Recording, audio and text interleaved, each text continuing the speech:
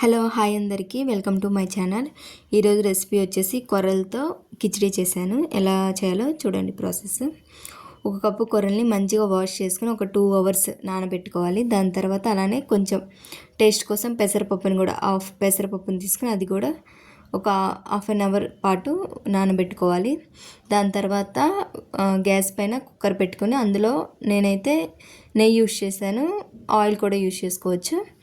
ఒక table spoon oil వేసేసి అది కాగాక ఆనియన్స్ అండ్ తాలింపు గింజలు వేసేసుకొని అవి కొంచెం వేగాక దాని తర్వాత క్యారెట్ వేసుకొని అవి కొంచెం పచ్చివాసన పోయేదాకా ఉంచుకోవాలి.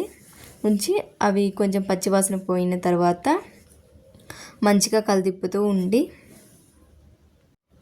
తర్వాత మనకి కావాల్సిన వెజిటేబుల్స్ అన్నీ ఇందులో యాడ్ చేసుకోవచ్చు. నేనైతే టమాటో అండ్ ఆనియన్స్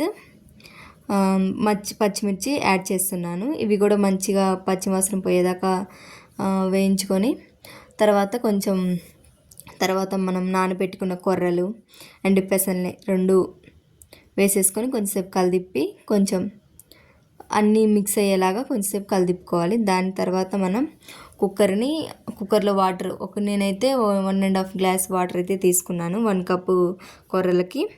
సో మీరు కూడా మీరు ఎంత కొలతలు తీసుకుంటారో అంత వేసుకోవచ్చు.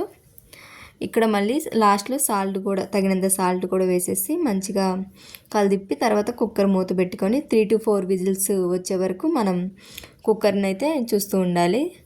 ఎక్కువ విజిల్స్ వస్తే మాడిపోతుంది, సో అది గమనించాలి. ఇలా మన కిచిడి అయితే రెడీ అయిపోతుంది. ఇప్పుడు మనం అందులో కొంచెం కొత్తిమీర అండ్ లెమన్ వేసుకొని టేస్ట్ చేసి చాలా టేస్టీగా ఉంటుంది. సో మన ఛానల్ ఫస్ట్ టైం ఎవరైతే చూస్తున్నారో వాళ్ళు ఖచ్చితంగా సబ్స్క్రైబ్ చేసుకోండి. Bye guys.